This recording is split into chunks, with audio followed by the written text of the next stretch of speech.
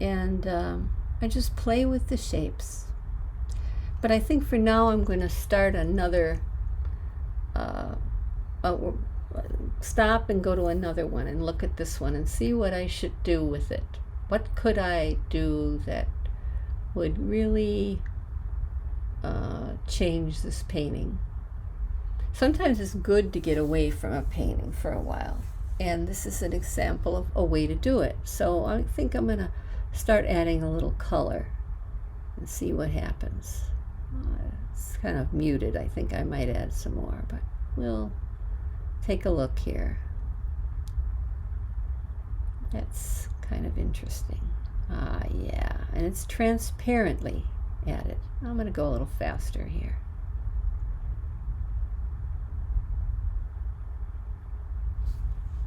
Transparent covering here.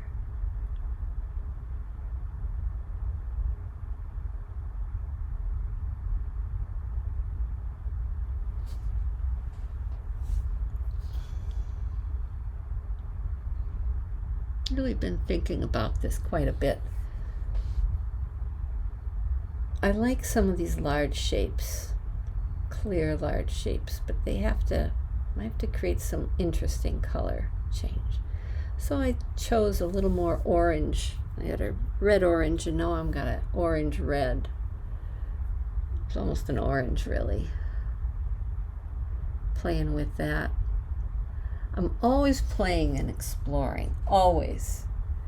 That's what I really love about this process. And I know I'm going to be incorporating this in some way to my realistic painting, because the best painters are very painterly. They really know how to take advantage. Realist painters know how to take advantage of the brush and just letting it be, and the freshness of a stroke. And that only comes by painting and becoming really acquainted with what your media can do. So, and doing these paintings, so many, like at a time, and changing them just is such a wonderful opportunity to just be able to learn so much in a short amount of time about the paint, about paint application, about things you can do with your brush, transparency, opacity. There's just tons of stuff you can learn all at one time. But here I am thinking, what should I do next? I'm thinking about this and wondering, how can I do this? Looks pretty good. But looks pretty good. But I'm still thinking, I'll paint a little faster here, try a couple things. Maybe I can, yeah, I got an idea. Yeah, that's a good idea.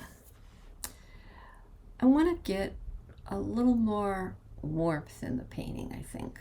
And that's why I'm doing that. But I'm still not sure how to proceed, and I'm thinking. And, it's okay. It's okay. Let's see. Yeah, you know what? I think for now I'm going to just go and work on another one. And see, I don't have to feel bad. I don't know what to do. It'll come to me. I just relax. And that's the beauty of working on several paintings at the same time. You just can relax. And even with realist paintings, you could do that. So, but I really like the playing and exploring, and I'm really having a lot of fun.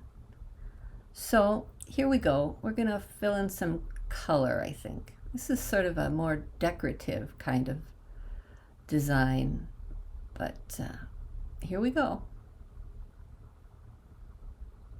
Thought it was kind of crazy, the leaves are black and the background is green. But it's okay. It's just for fun, right? We're just having fun here.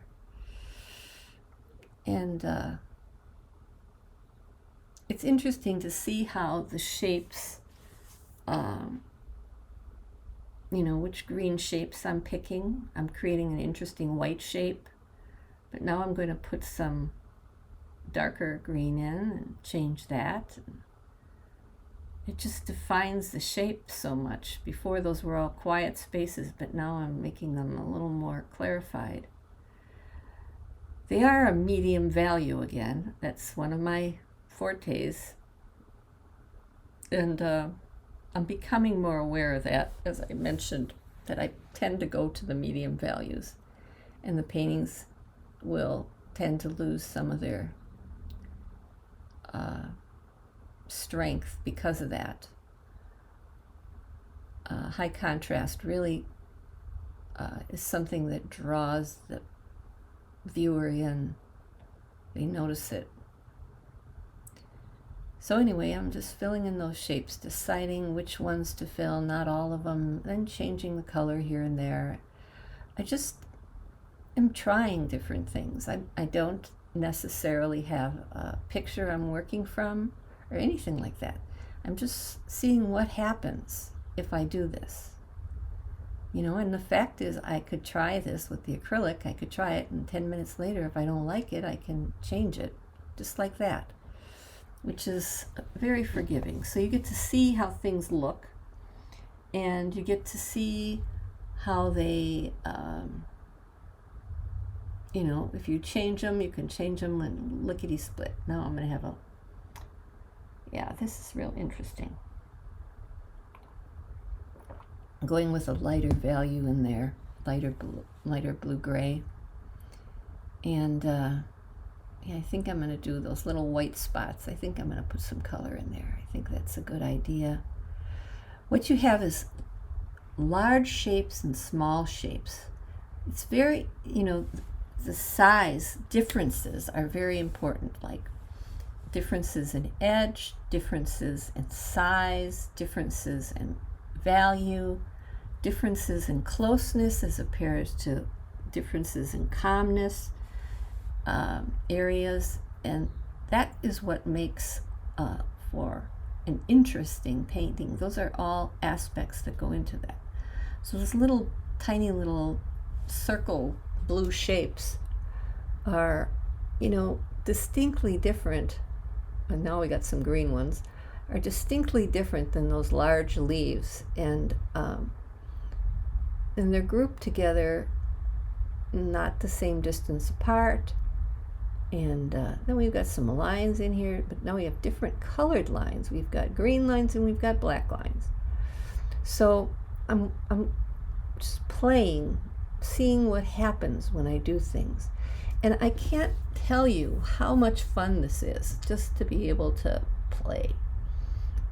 I don't know if I mentioned this earlier about, when we were first kids and we got our first Crayola crayons or got to paint, and it was just amazing to see all the things you could do.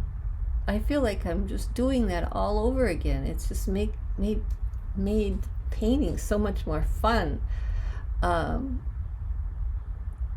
I don't know if I put that in, and I'm not sure about it, but we'll see. It's getting too much to middle gray, way too much. I don't know about that. I'm doing it, but we'll see. Maybe I can change it in some way. There. Put a little more strength in there. Needs a little bit more.